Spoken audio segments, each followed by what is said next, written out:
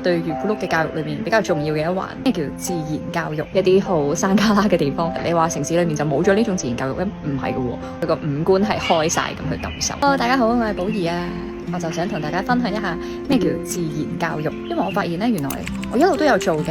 我對圓咕碌嘅教育裏面比較重要嘅一環，我喺上網去做 research 嘅時候，我發現原來有啲人係真係覺得呢一樣嘢係一個要特別 specialize 出嚟去講嘅一個範疇。所以我今日都去討論一下呢樣嘢，我都覺得幾得意。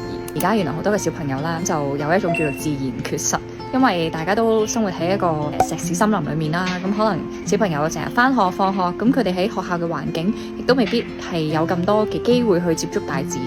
好多時候佢哋都會喺一啲室內嘅建築物裏面，所以就變咗大自然嘅關係咧，好似有啲疏離。我細個係暗自許願，覺得我係想住喺一個同大自然好融合嘅地方。呢種自然教育啦，同我哋講到嘅帶小朋友出去公園玩咧，其實又唔同嘅喎，都唔係淨係佢喺呢個花園嘅環境裏面享受住呢啲清新啲嘅空氣，而係真係喺呢度係去學觀察咯。我覺得自然教育係一個好微觀嘅一個課程嚟，其實就係你好 fully aware 而家身邊發生緊嘅事。圓咕碌成日都聽到嗰啲聲，即係勾起一啲嘅圓咕碌有興趣嘅一啲交通工具啊、汽車啊，或者一啲嘅生物啦，或者一啲現象啦，即係你聽完之後你會 identify 佢哋咯。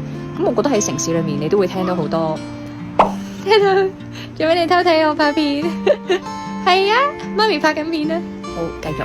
咁除咗聽覺之外咧，其他嘅五官都係非常重要啦。喺呢一個環境嗰度，我會成日俾佢摸唔同嘅嘢啦。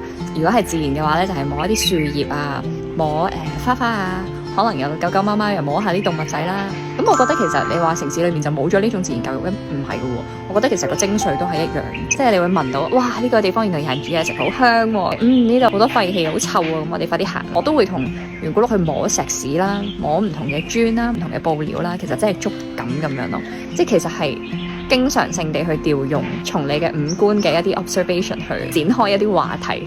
即使呢個1歲咁多嘅 BB， 其實佢都深刻明你講乜，因為佢都係感受緊啊嘛。佢個五官係開晒咁去感受。Urban 同埋 rural 嘅地方係一個整體咯。我唔覺得話我哋一定要為咗自然咁，於是後大自然嘅嘢就非常之高尚，於是後城市裏面人類嘅建築就變得係冇咁值得珍惜，或者係冇一個教學嘅意義。我又唔覺得係咁樣，我覺得係相輔相成嘅。所以喺個自然教育裏面就唔係一定要去將小朋友帶去一啲好山卡拉嘅地方先叫做可以進行呢個自然教育，反而係一個 methodology， 一個方法去認識你身處嘅呢個世界。